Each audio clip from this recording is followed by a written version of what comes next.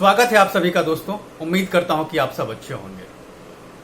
तो फाइनली चीन ने पूर्वी लद्दाख में एलएसी पर तनाव कम करने की दिशा में काम करना शुरू कर दिया है।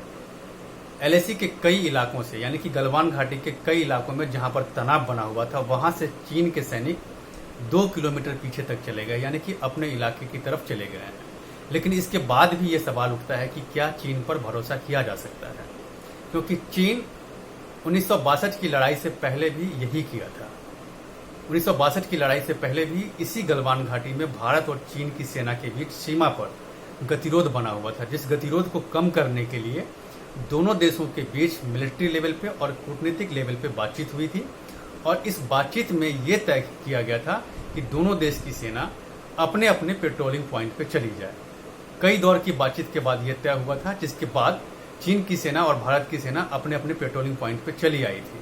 लेकिन इसके कुछ महीनों के बाद यानी कि 2 या 3 महीने के बाद चीन की सेना इसी गलवान घाटी में 1962 की लड़ाई को अंजाम दिया था, जिसके बाद से लेकर के अब तक भारत में कम से कम ये कहा जाता है कि चीन पर भरोसा नहीं किया जा सकता, क्योंकि चीन बोलता कुछ है और करता कुछ है। अभी भी उसने यही किया है, क्योंकि गलवान घाटी में यानी कि पूर्वी लद्दाख का जो गलवान घाटी है उसके कई इलाके में भारत के साथ सीमा पर गतिरोध बना हुआ है, जिसमें patrolling point 14, patrolling point 15, hot spring area और एक पैंगोंग सो लेक है, जहां पर भारत और चीन की सेना जो है पिछले 2 महीने से आमने सामने थी सीमा को लेकर के। इसी गलवान घाटी में अभी जो समझौता हुआ है दोनों देशों के बीच मिलिट्री लेवल के साथ साथ कूटनीतिक लेवल पे भी कई दौर की बातचीत हुई, जिस बातचीत में यह तय किया गया कि चीन की सेना को पीछे जाना होगा हर हाल में। सोमवार को यह तय हुआ। सोमवार को जब तय हुआ उसके बाद चीन की सेना गलवान घाटी के कुछ इलाके जो थे जहां पर यह गतिरोध बना था, जहां पर भारत के 20 सैनिक शहीद हो गए थे, चीन के भी सैनिक की मौत हुई थी, वहां पर पेट्रोलिंग पॉइंट 14 पे, वहां से लगभग 1.5 से 2 किलोमीटर पीछे चीन की सेना चली गई है। लेकिन इसके बाद भी अभी कई इलाके जो हैं वहां पर गतिरोध बना हुआ है, जिसमें पैंगोंग सो लेक जो है वहां पर गतिरोध बना हुआ है। जैसी स्थिति 2 महीने पहले थी वही स्थिति अभी भी है। वहां से चीन के सैनिक और न ही भारत के सैनिक अपने अपने पॉइंट से अलग हुए हैं। लेकिन पेट्रोलिंग पॉइंट 14 से गलवान घाटी का जो पेट्रोलिंग पॉइंट 14 है और 15 है, वहां से चीन के सैनिक लगभग 2 किलोमीटर पीछे तक चले गए हैं। लेकिन भारत की जो सेना है और भारत की जो सरकार है वो चीन पर भरोसा नहीं कर रही है, क्योंकि चीन कई बार इस तरह का काम कर चुका है। इसलिए जब से उसका डीएस्केलेशन का काम जब शुरू हुआ है तब से लेकर के अब तक भारत की सेना का नजर उस पर बना हुआ है।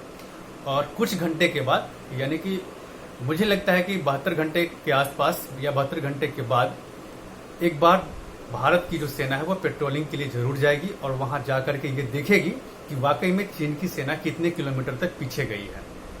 हालांकि हवाई के जरिए और मैप के जरिए ये देखा गया है कि चीन की सेना जो है वो पीछे गई है, लेकिन इसके बावजूद भारत जो है उस पर भरोसा नहीं कर रहा है।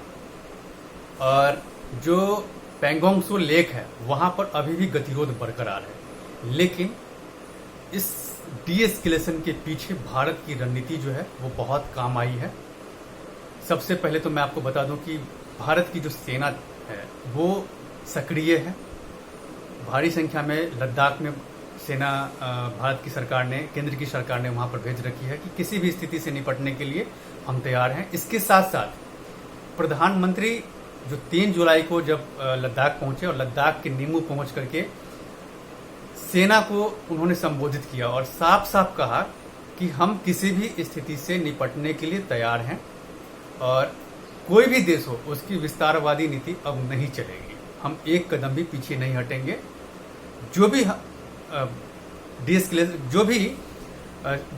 देश की भी सेना आकर के इस गतिरोध को अंजाम दिया है उसे पीछे जाना होगा। जिसके बाद से चीन को ये लगने लगा था कि इस बार का जो गतिरोध है उस गतिरोध में भी उसे पीछे आना पड़ेगा। हालांकि इसके साथ साथ बॉर्डर पर मिलिट्री लेवल की भी बातचीत जारी रही और कूटनीतिक लेवल पे भी भारत के विदेश मंत्री अपने जो समकक्ष हैं उनसे बातचीत करते रहे। और यही कूटनीतिक जो है वो भारत को कामयाबी दिलाई। लेकिन अभी भी चीन पर भरोसा करना बहुत मुश्किल है। यहाँ पर सबसे बड़ी बात यह है जो समझना है, वो ये है कि चीन क्यों भारत के साथ गतिरोध को अंजाम दे रहा है। चीन क्या चाहता है? चीन बेसिकली ये चाह रहा है कि चीन के साथ दिक्कत ये है कि भारत जो है वो चीन के साथ जो भारत की सीमा जो मिलती है 3,488 किलोमीटर तक, यानी कि हिमाचल प्रदेश से लेकर के और अरुणाचल प्रदेश तक भारत और चीन की जो सीमा है वो 3,800 किलोमीटर 3,488 किलोमीटर तक मिलती है। तो इस सीमा पर पिछले 6 साल में भारत जो है बहुत तेजी से सड़क का निर्माण किया है और भारत के सड़क के निर्माण से ही चीन चिढ़ा हुआ है।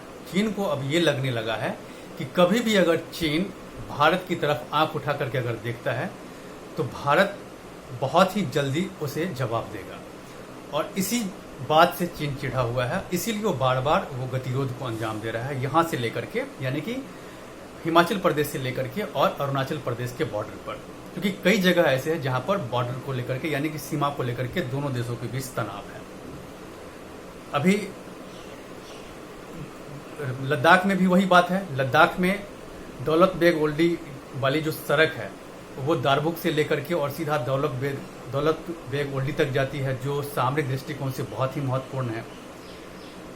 और ये सड़क जो है वो गलवान घाटी से होकर के गुजरती है, वही उसी श्योक नदी के बगल से जहां पर पेट्रोलिंग पॉइंट 14 है और इसी पेट्रोलिंग पॉइंट 14 पे दोनों देशों के बीच विवाद हुआ था। तो ये जो सड़क है जो भारत के लिए सामरिक दृष्टिकोण से बहुत महत्वपूर्ण है, ये चीन को कहीं ना कहीं लग रहा है कि आने वाले समय में हम भारत के साथ मुकाबला नहीं कर पाएंगे। इसीलिए वो बार बार चाहता है कि हम किसी तरह से भारत के इस सड़क के निर्माण को हम रोक दें। इसीलिए चीन चिढ़ा हुआ है। जबकि 1962 की स्थिति बहुत अलग थी। 1962 में इस तरह का नहीं था, जिसके कारण चीन ने भारत के बहुत बड़े भूभाग पर कब्जा कर लिया था। लेकिन चीन को भी अब समझना चाहिए कि भारत अब 1962 वाला नहीं है, उसे हर संभव जवाब देगा। आपको मैं बता दूं कि 2 साल पहले भी चीन ने इस तरह की हिमाकत की थी डोकलाम में। हालांकि डोकलाम का जो विवाद हुआ था वहां पर भी चीन को मुंह की खानी पड़ी और वो पीछे गया था। और यहां भी अभी जो पीछे गया है चीन की सेना, इस पर भरोसा नहीं किया जा सकता जब तक कि वो जो पॉइंट है patrolling point 14, 15 hot spring area और पैंगोंग सो लेक, इन सभी जगहों से जब तक चीन की सेना पीछे नहीं चली जाती है तब तक भरोसा नहीं किया जा सकता। हालांकि इस बार केंद्र की सरकार जो है, भारत की सरकार जो है, वो पूरी तरह से अलर्ट है। हालांकि इस चीज को चीन को बैकफुट पर लाने के लिए भारत ने उसके 59 ऐप्स को भी पूरी तरह से बैन कर दिया था। ये भी उसके लिए बहुत बड़ा संदेश था, क्योंकि इस ऐप के बंद होने से अरबों डॉलर का चीन को नुकसान हुआ है। तो चीन को कहीं ना कहीं लग रहा है कि अब भारत से पंगा लेना बहुत ही मुश्किल है, क्योंकि भारत बहुत बड़ा बाजार है और इस चीज को भारत जानता है। चीन को भी इस बात का समझ है। अभी सिर्फ 59 ऐप्स पर बैन लगा है तब उसकी हालत खराब हो गई है। बस यूं समझ लीजिए कि जो ड्रैगन जो है, ड्रैगन पर हाथी ने अपना पैर रख दिया है, तो उसे अब समझ में आने लगा है कि भारत के साथ पंगा लेना बहुत ही मुश्किल का काम है। इसके साथ साथ भारत ने आर्थिक मोर्चे पर भी चीन को चिताया है। चिताने के साथ साथ उसने बहुत सारे जो भारत सरकार के जो प्रोजेक्ट थे जहां पर चीन के साथ साझेदारी में काम हो रहा था, उन सारी चीज़ों पर बैन लगा दिया गया है।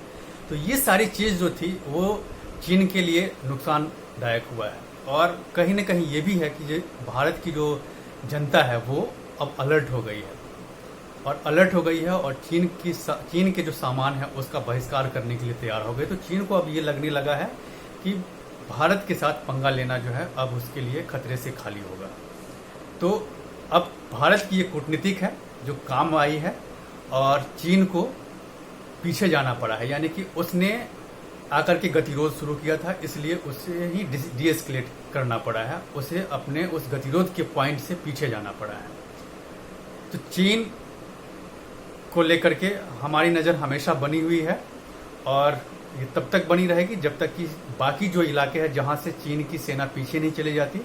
मैं आपको पल पल अपडेट करता रहूंगा, इस पर पूरी नज़र है हमारी। अगर आपको मेरा ये वीडियो पसंद आए तो आप इसे लाइक करें, शेयर करें और सब्सक्राइब जरूर करें। धन्यवाद।